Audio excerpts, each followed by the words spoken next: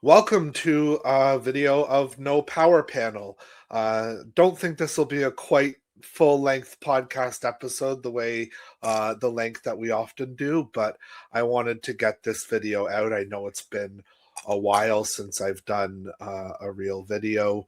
We're going to have more coming out in the next little while as things ramp up in the NDP leadership race, as big news is happening internationally, as there's lots of political news going on to talk about. But today we're going to specifically address one of the most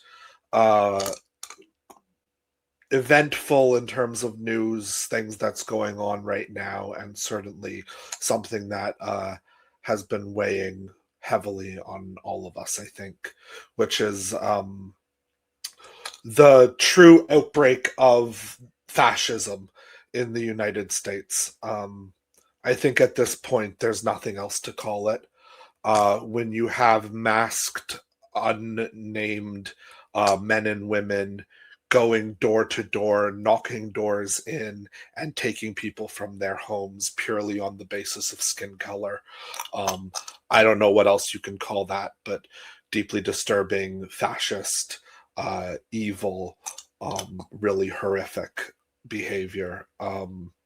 Certainly, thoughts are with the people of Minneapolis, the people of Minnesota, the people of Maine, the people of all across America that are experiencing this Gestapo in their streets. So specifically today, because there's so much we could address, but at this point, I think we've all seen the videos of Renee Good's murder. We've all seen the video of Alex Preddy's murder. We've all been witness to what's happening. So I specifically wanted to kind of address this subject by speaking about some of the, not positives, but some lights in the darkness, specifically what so many artists are doing right now in speaking up, and how meaningful that is. Because, like it or not, but we are a society that does engage in forms of celebrity worship, does engage in some forms of where these people have outsized power and outsized influence compared to the rest of us. And so there's some of them who are doing real great things with that power. And specifically, one of them is Bruce Springsteen, who last week put out what has become the #1 trending song in the world, with the Streets of Minneapolis. So I listened to it as soon as I saw it. Sillily, I didn't wait to watch it and listen to it for this audience. I listened to it, found it very meaningful right away, and reached out to my dad, who is coming back on the podcast for this, to see if he had heard it yet, and he hadn't listened to it yet. So I wanted to capture his first time hearing it. Definitely, I think it's fair to say he's a Bruce Springsteen fan, and not a fan of what's going on in the States right now. So I wanted to see where he thinks specifically about this song, and it's having a meaningful impact on a lot of people.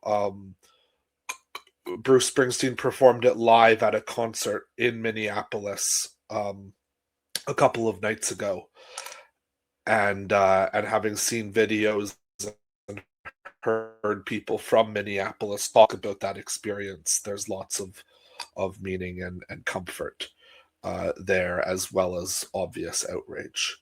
So welcome back to the pod for this, Dad. Thank you. I'm very happy to do this. Like you said, I am a Bruce Springsteen fan, and uh, I'm certainly aware of his songs, Streets of Philadelphia, which was written basically about the AIDS crisis and done in the early 1990s for the movie Philadelphia. So I'm very curious to see how he has adapted that song for the streets of Minneapolis. Hmm. Yeah, it's Yeah. it definitely, I think, has a real um inspired by in a kind of way, but certainly very different song, obviously, as it's very different subject material. So we'll get into it. We will be pausing throughout to kind of react, both to give your our thoughts and hear my dad's first time thoughts, and also obviously just for fair use. That's something that we have to do.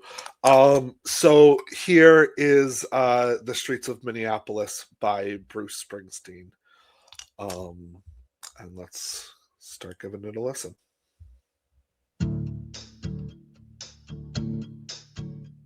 Through the winter's ice and cold, down Nicollet Avenue, a city of flame fought fire and ice neath an occupier's boots. King Trump's private army from the DHS, guns belted. King Trump's private army from the DHS just immediately dives into it. Yeah. Well, and I also really like the video stream that's going on with it. Mm-hmm. And it provides a really good narrative with regards to what he's talking about. And you're right, I really getting into it. Like he's, very clearly what this song's going to be about, and the confrontational nature, the conflictual nature he's taking to what has been done in Minneapolis and by Trump as being Absolutely. being the architect of it. Absolutely, and kind of going off of that, I wanted to mention that when he played it in Minneapolis at the concert, it was a concert organized by Tom Morello, and he, right Yeah. before he started playing it, he comes out on stage and tells the story about how he wrote it right in the aftermath of Alex Preddy's murder, and he sent his kind of first version to Tom Morello and said, is this too soapboxy for what we should be doing right now? And Tom Right. Morello's response was, sometimes nuance is okay and what's needed, but sometimes you need to kick their teeth in. And Yeah, yeah. that's what the boss is doing here. Right. Well, the thing about it, too, I just want to say, Noam, is that it's really important that protest songs are really meant to address what they are talking about. They're Mhm. not they're not meant to sort of talk around the edges in the truest sense of a protest song. There are some that can sort of refer to things, but Yeah, refer to situations, but it's not truly a protest song unless you go directly after absolutely. what the topic is. Absolutely. I'll just Guns belted to their coats, came to Minneapolis to enforce the law, or so their story goes. Against smoke and rubber bullets in the dawn's early light, citizens stood for justice, their voices ringing through the night. And there were bloody footprints where mercy should have stood, and 2 dead left to die on snow-filled streets, Alex Pretty and Renee Good.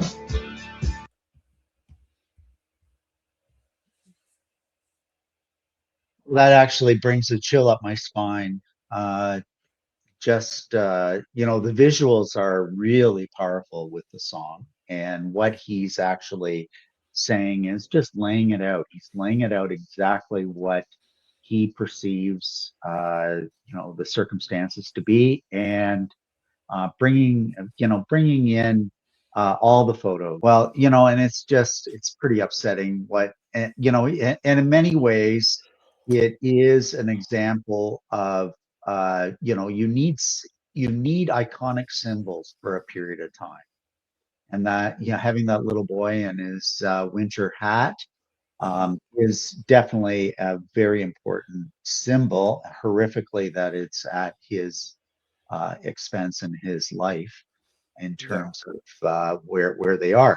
But you know, the thing about Springsteen's song is that you know, what I really like about it is that he is articulating, you know, by observing what a lot of us, and you know, hopefully almost everybody, except for the 40% of people who think Trump is doing an okay job, that you know, that we're in a position where he's articulating what I think we're feeling. Yeah. Yeah, he's really kind of speaking to it in a way that there are there are other protest songs that have been written during this period, and there's other artists that are speaking up and producing works of art in their own formats. But I really think that there's a way that Springsteen has of writing that I'm really grateful that he took the mantle up to do it himself as well. It's important, and you know, and it is one of those things where you have to throw a lot of shit against the barn Yeah, wall to hit the barn door. So, you know, absolutely. and you have to do it. Absolutely. And while we're paying respect to Alex Preddy and Renee Good and Liam and his father as well, through the song, we should also keep in mind that as of recording, I believe it's 7 people have been killed by ICE on the streets during this operation into urban centers. And there are reports that many more than that have died in detention centers at the hands of ICE. So this isn't just about what's going on the streets, which is a horrific, almost war zone, but it's also about the fact that if that's what they're doing in broad daylight of the cameras on the streets, we can only imagine what they're doing behind closed doors in the detention centers, where they have now denied members of Congress their legal oversight allowances to go in. And I was reading today that there are 1,700 children in detention. 1,700 children. And for me, having been a high school teacher, I think about my school, you know, being around 1,400 to 1,500 students, thinking that there are more than, you know, thinking about all the students that would be walking around my high school at a particular time, putting that in perspective in terms of little kids being put in detention. It's pretty horrific. Yeah, absolutely. And especially because these are not normal detention centers. These really, by all descriptions, it's becoming more and more clear that these are very, very akin to concentration camps in terms of how these people are being treated, and it's just utterly horrific.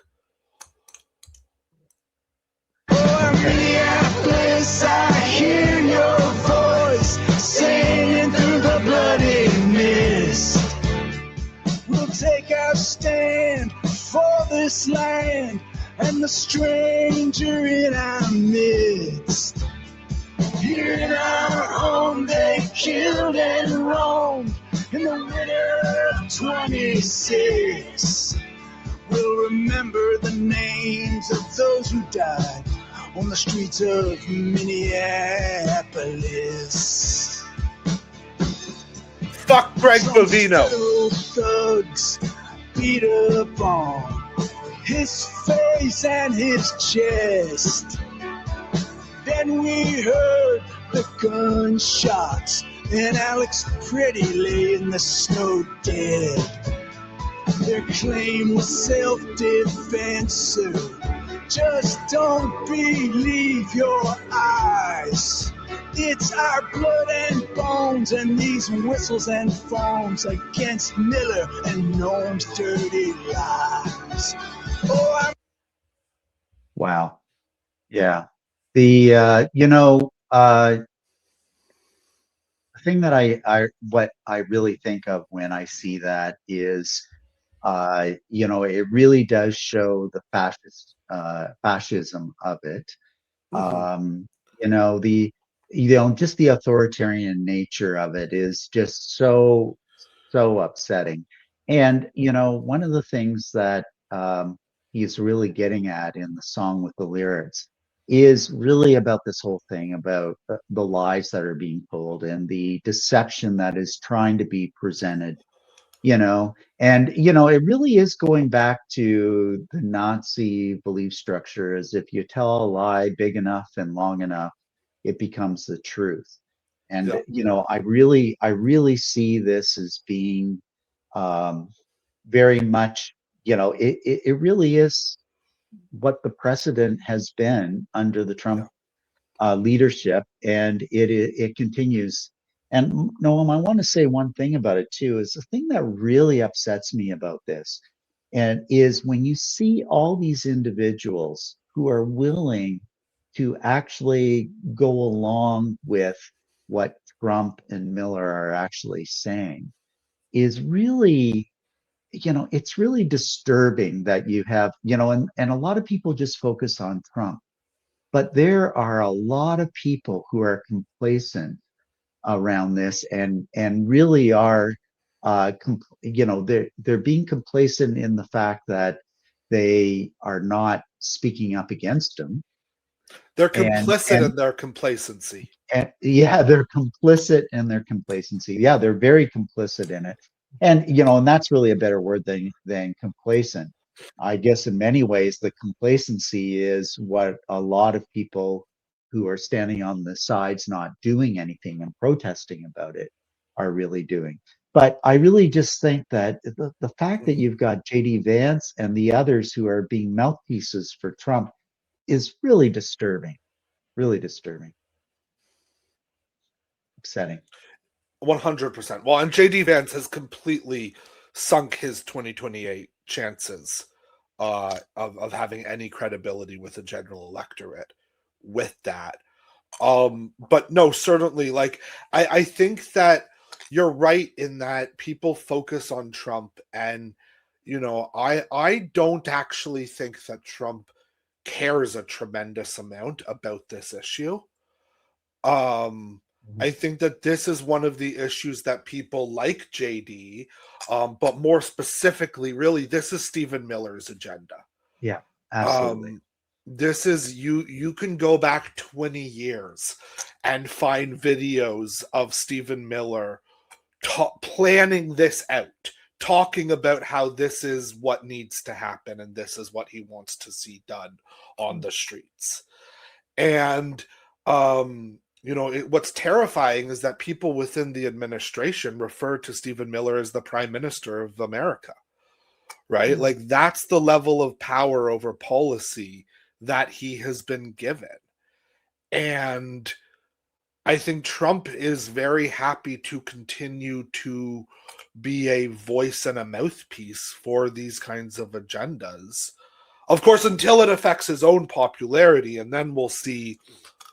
Like until it really, if his numbers drop below where they are now, then he'll throw Miller and Noam under the bus in a heartbeat. He has no loyalty to any of these people, really. But I until, guess what, yeah, I guess what no, I was going to say, sorry, go ahead, yeah, no. no, go ahead, go ahead. Well, what I was going to say is that, the terminology that Springsteen uses of King Trump, we go back to Yeah, that. I mean, it truly is where he's trying to act like a head of state, and he is allowing Miller and the others to, articulate policy for him. But the sad part about, we can say all we want about all these underlings and who are with him, but the buck stops with him, Oh, and 100%. he is, and and the thing is you can see that they start to get blowback after Preddy's death, and so he starts to walk it back a little bit, and and that is the reason why protests and speaking up against Trump really does work. And that's why I wish more people would be doing it in the United States, Hmm. as well as Canada, and as well as other places in the world, because he doesn't like it. He doesn't like it. And at the volume, when it can be the volume and the magnitude of people to actually do it, then he is going to get concerned, and he is going to, because the terrible thing about it, and the good thing about it in some respects, is that he's a narcissist. He's a megalomaniac, and the last thing that he wants to be is not feeling like he is relevant to people. And that's Absolutely. why Carney's speech at Davos like 2 weeks ago or a week and a half ago was so important, because he spoke up. And if you allow Trump to focus in on one person, then he is going to go after them. And Mhm. that's the reason why you need Springsteen. You need other people in the United States standing up and speaking against him.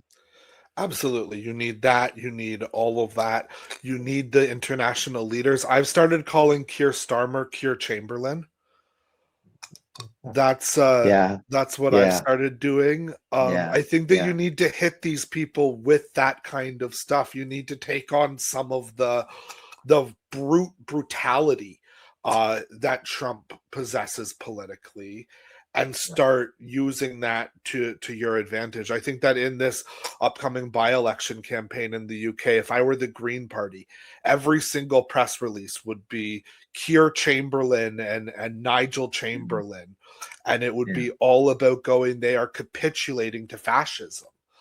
right. And I think that there's domestic politically in all international contests right now, this should be a key thing. The fact that Pierre Poilievre didn't mention Trump once in his speech at the conservative convention this past weekend is absolutely despicable and really horrific, that he then secured the support that he did in that leadership review.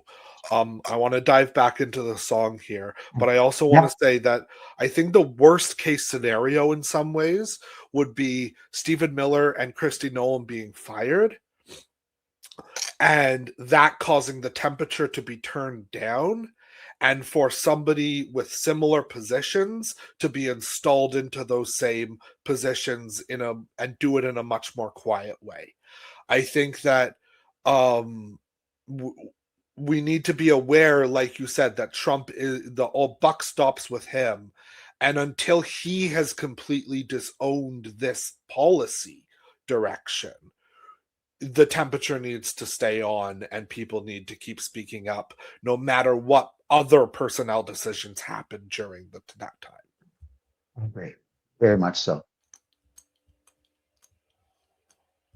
Minneapolis, I hear your voice crying through the bloody mist. We'll remember the names of those who died on the streets of Minneapolis.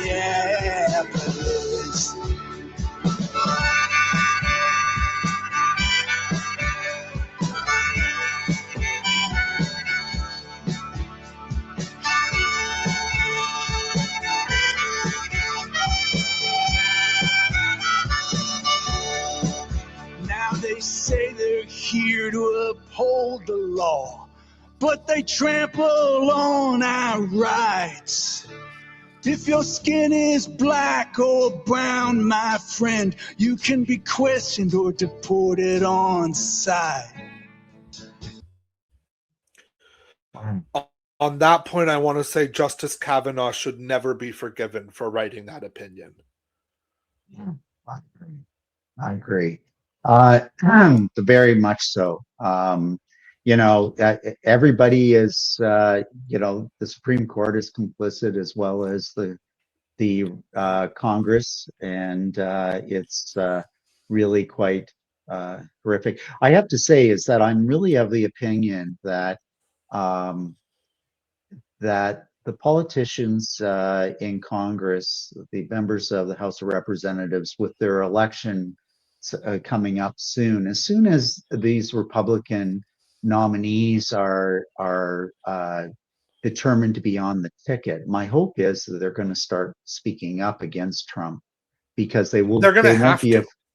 well, and they won't be afraid then to, because they're on the ticket, they will on the ballot, they will not have the fear of Trump putting up a candidate against them. So, I my hope is that is what's going to happen very soon. I think that that's a very reasonable hope to have. My concern is that like we're Tom Tillis is still voting in support of additional ICE funding, and he's someone who is who's retiring this year. So the fact that Trump can't have impact over his election is Right. not having that.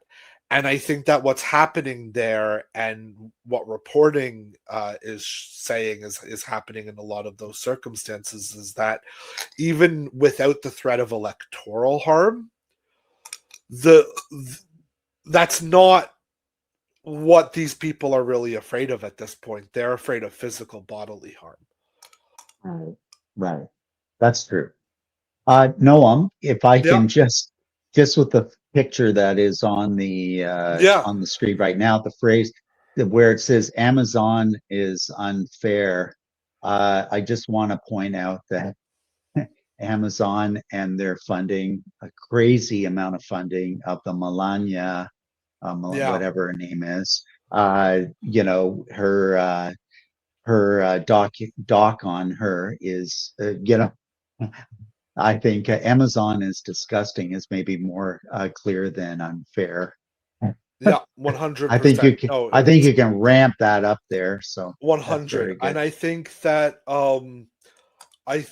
the other thing to mention in terms of that is that Melania Trump is an immigrant.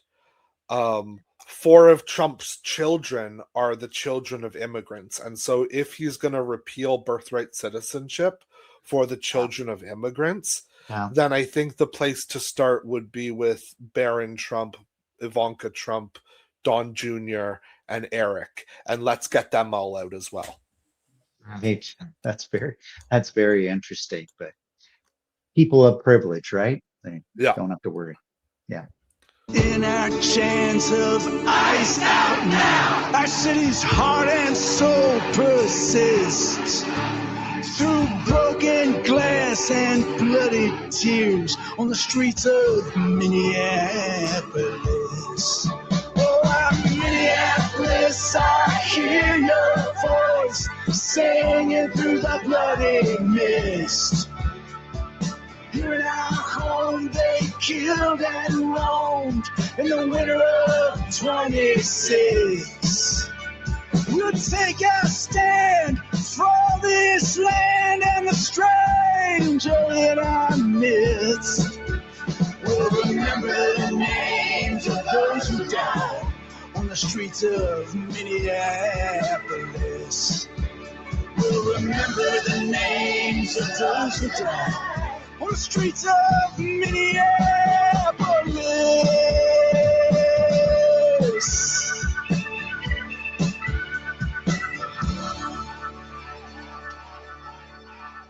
Wow.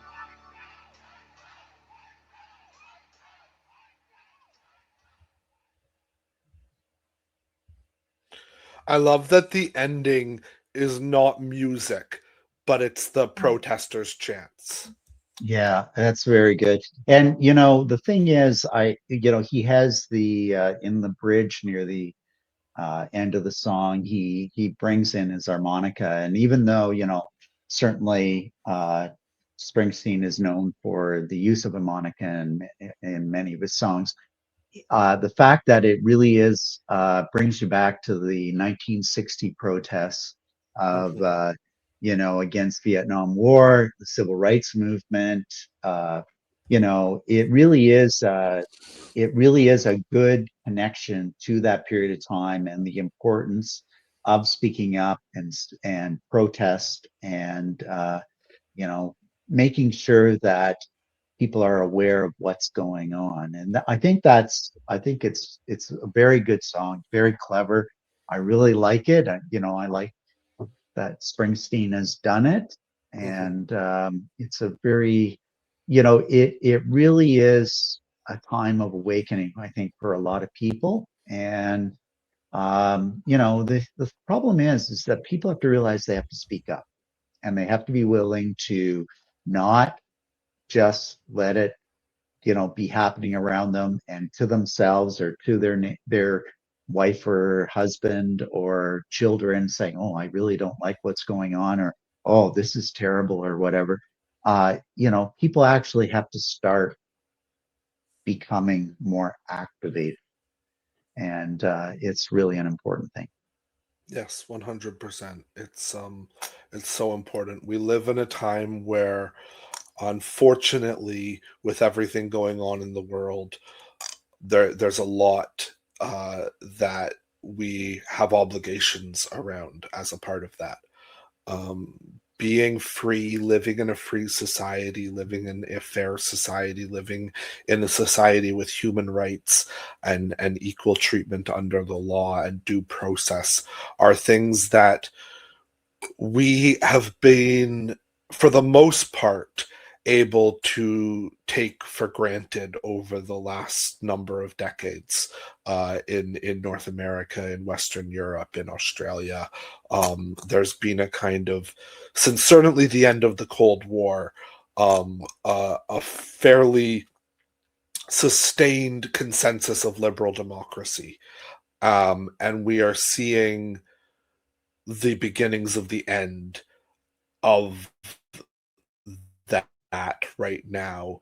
And we need to remember that the way that we oppose these things is by speaking up, is by taking action, is by doing what we can to support each other, to take care of each other. Alex Preddy was murdered for stopping Custom and Border Patrol agents from continuing to beat a woman on the ground. That's what that was. And if you are somebody who is saying kind things about Alex Preddy, but would not be prepared to have put yourself in that same situation and live as he lived, then you need to re-examine some things, in my opinion, because we are at a point where stepping up for each other is the only way we are going to prevent the end of so much of what we take for granted and love about the places that we live. Yeah. And the old story that was told, which is really, in my view, almost a parable, is the idea of the emperor has no clothes, where you have to stand up for what's real and not be willing to pretend, is really, really important. And when people like Springsteen can do it, that's fine. But one of the things that the last election showed us in the United States was that celebrities, they have an increased amount of influence and opinion that can be heard. But the fact is, 75 million people voted for Donald Trump. And, it certainly wasn't impacting on those individuals. So it's really up to the individual citizens, not to be complacent, to have people like, the people of Minneapolis walking the streets and being willing to actually, put themselves on the line by actually speaking up. and protesting. Really that should be happening right across the United States and Canada and the rest of the world, especially for what you truly believe in terms of, and hopefully, and that is the majority of people really do see the importance of a liberal democracy. Absolutely. All right. Thank you so much for checking out this video. Stay strong, stay united, stay together. In Stay this active. fight. Stay active. We're with you. Thanks for coming on for this episode, Dad.